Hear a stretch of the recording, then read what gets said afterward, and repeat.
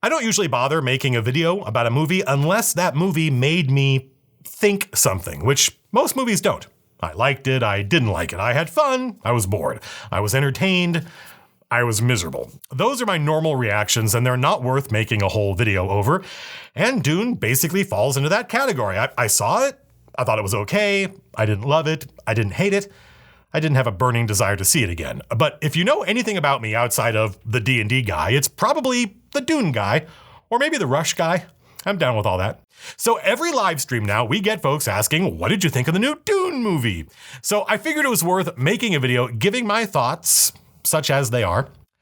I didn't really think much about this new Dune movie. I saw it in actual, genuine IMAX with a bunch of friends, and that was fun. It's fun going to the movies. I generally have a good time at the theater because I like going to the movies. When I was a kid, going to the movies was basically going to church for me, complete with its own sacrament. But the movie didn't really leave an impression on me. There were a few bits I thought were really cool, and at least one thing the director did that I thought was actually an improvement on the book. Let's start with that. In the movie, when Paul has visions of his future life with the Fremen, it's Jamis who befriends him and sort of adopts him and shows him the ropes. We see a vision where Jamis, for some reason, quotes the first law of Mentat at Paul. A process cannot be understood by stopping it. Understanding must move with the flow of the process, must join and flow with it. It seems unlikely to me that Jamis would know what Mentat students are taught, but I think probably the screenwriters just thought, that's a cool line of dialogue, who can we give it to? Well, you could have given it to the Mentat, but the idea that Jamis and Paul were going to become friends, that it's Jamis who was going to teach Paul how to be a Fremen, is a really cool idea. I think it might be a better idea than what we got in the book, and I love that. When we were working on Evolve, my friend Phil used to say, you need to plus it, meaning a game, a movie is a big assembly line. Each person has a job, but if all you do is just polish what the person before you did, then the final product will be bland and uninspiring. You got to take what the last person did and add to it. Although sometimes folks want to add stuff not because they're inspired, but because they're afraid. They think if they don't add something, they'll get fired. Like a lot of video game cutscenes show characters gesticulating wildly all the time and for no obvious reason. This is because the animators are trying to prove their value. They think, well, people don't really move that much in normal conversation. I can't just let these characters behave normally. I'm an animator. I need to animate. Writers, by the way, same thing. More writing is not better writing. In fact, usually the opposite. There's a King Crimson song where Bill Bruford, the drummer, is credited, but he didn't play on that song. He was there during rehearsal. He plays on all the other songs on the album. But when they were working this one song out, he was there with his sticks, listening, thinking, and he never heard a bit he thought would be improved with drums. So he says, I think that's the song. I don't think it would be better with drums. And Robert Fripp says that is as much a musical contribution as anything else, and gave him a songwriting credit for a song he didn't play on. The point of all this is that I don't expect the movie of a book to just be the book filmed. That would be, I already have that in my head. I want to know how the book inspired you to make this movie. I want to see your inspired ideas. For instance, I really like the heart plugs from David Lynch's 1984 version of Dune. It's not in the book, but it's cool, and it is 100% the kind of thing the Harkonnens would do. And more importantly, it is cinematic. It is a visual way of showing the Harkonnen cruelty. It is an invention of David Lynch's, and it's one of the most memorable parts of the movie. I have friends who love the book, and they think heart plugs are in there. That is how good an idea it was. You know something else from that movie that's cool and not in the book? Folding space. That's right. In Dune, the 1965 novel, the Guild uses spice to see the future, to see, of all the different ways to get from here to Alpha Centauri or whatever, which one is the safe one. They use the spice to see future accidents that might happen if they take this freeway instead of that freeway. We never actually learn what technology they use for FTL, and I think that's a bit of genius on the part of the author, because any tech he imagined would sound old and stale by now. But Frank Herbert was on set during the filming of that 1984 movie, and he liked the idea of folding space. He thought, that's cool. I'll have some of that. And in the last 2 Dune novels he wrote, that's how the Guild gets around. That's pretty impressive. When the author of the book sees the movie and says, that is a better idea, I'ma steal it. To me, the idea that Jamis was going to be Paul's Fremen mentor is like that. It's better than what's in the book. In the book, we don't see anyone specific in Paul's dreams, except maybe Chani, teach Paul anything about being a Fremen. So tying it to an individual makes it easier for us to understand Paul's prescience. We see it. But also, showing us future Jamis who lived and mentored Paul, and then seeing the real present where Paul has to kill Jamis, shows us something the book only ever really talked about, that Paul's prescience isn't perfect or under his control. Some futures do not come to pass. Lastly, and I think more cleverly, the fact that Paul knew Jamis in his future dreams, and they were friends, means when it comes time for Paul to shed water for the dead, it'll be obvious to us why he's crying, because we saw the future where they were friends. And no one else in the tribe will understand why. They don't know what he saw. He is alien to them and always will be. It's one of the things they expect of their prophet. They expect some weirding from him. So in the next movie, during the funeral ritual for Jamis, after everyone else gets up and says, "I was a friend of Jamis," Paul will be able to join them and he will cry because they were friends in a future he remembers living. I like what's in the book, the idea that Paul cries because he's lost his innocence in the duel and Jamis sacrificed his life for that, and that causes Paul despair. But what's in the movie is more cinematic. So, A+ screenwriters. I like the Ornithopters a lot, and I really like the Hunter-Seeker for some reason. It was one of the few things in the movie where I thought the movie version was way better than my imagination, and that excited me. I know some people found the casting of Jason Momoa weird. I suspect there are very few people who read the novel and pictured this dude as Duncan Idaho, but I think he's great as Duncan because he shows us why Duke Leto sent him to deal with the Fremen.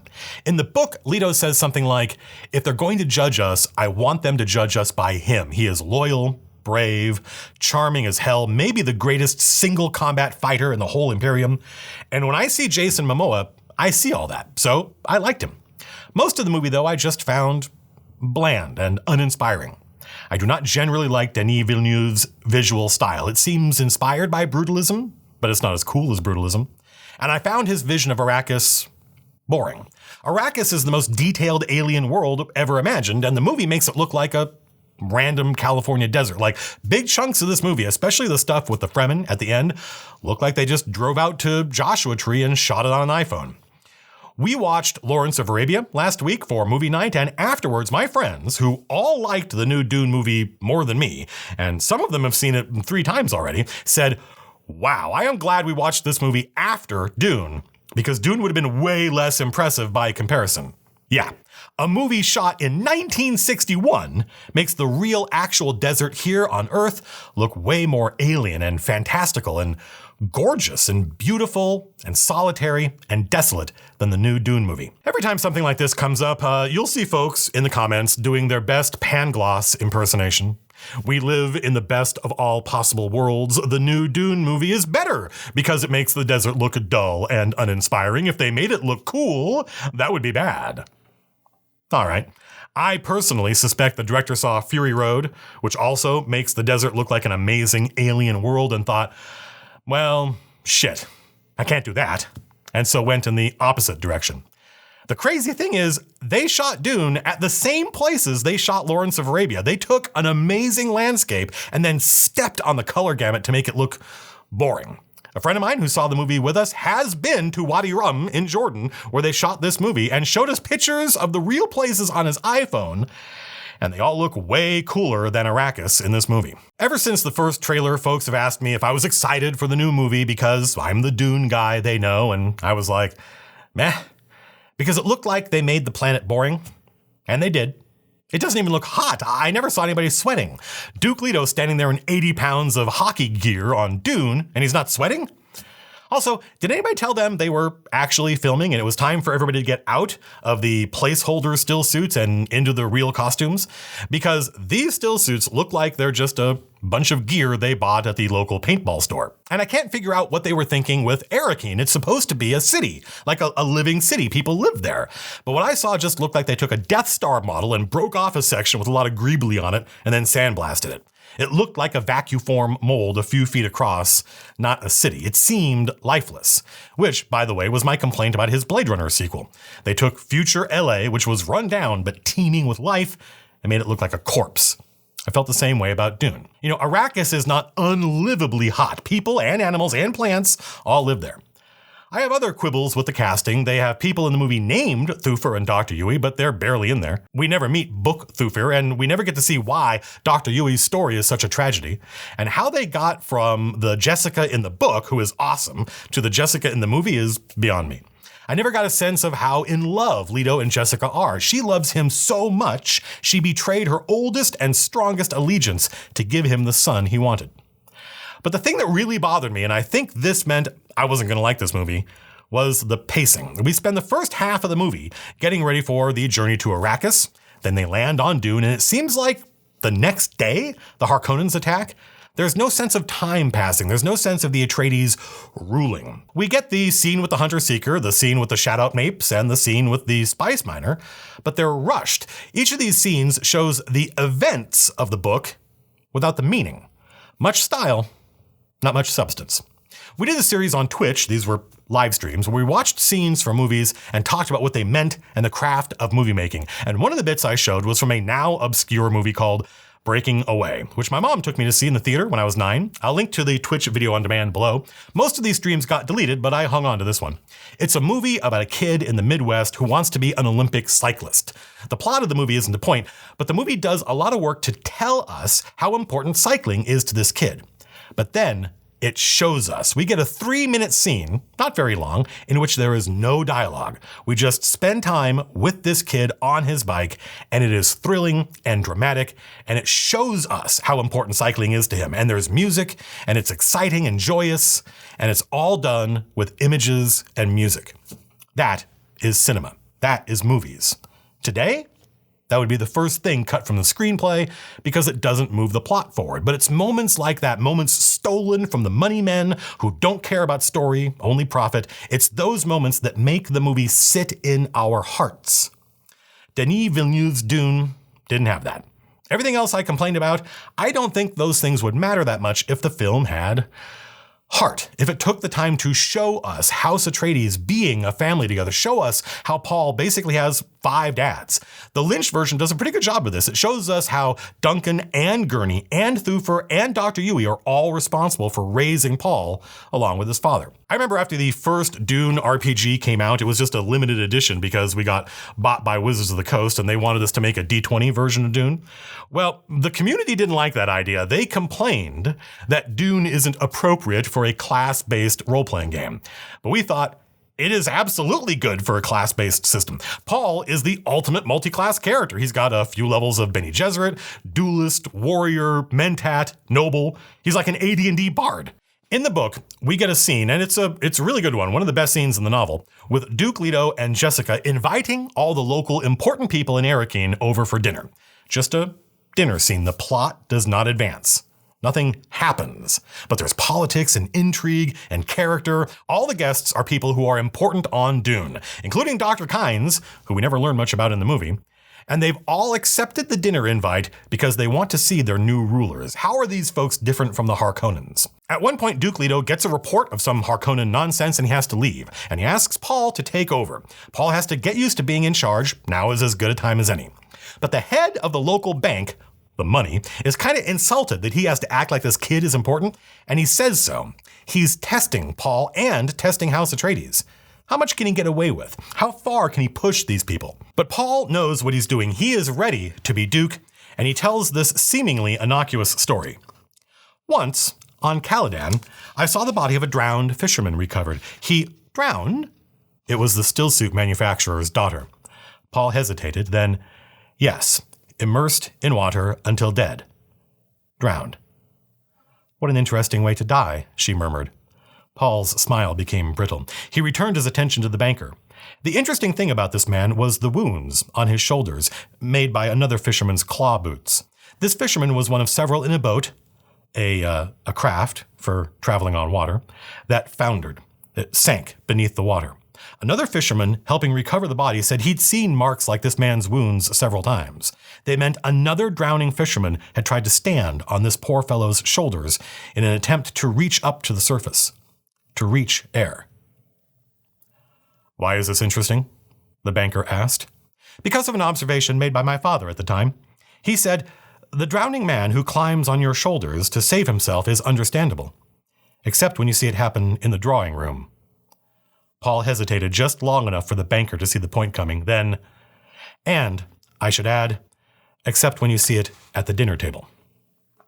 He calls the banker out, and he wins over everyone at the table, including Dr. Kynes, who, by the way, is the person actually in charge of this planet, not legally, actually. So this is important, something the movie didn't seem to think was worth pointing out. It's just one moment in a scene full of cool bits and nothing happens. The plot doesn't advance. We just spend time with House Atreides on Dune doing the job they were sent to do, governing.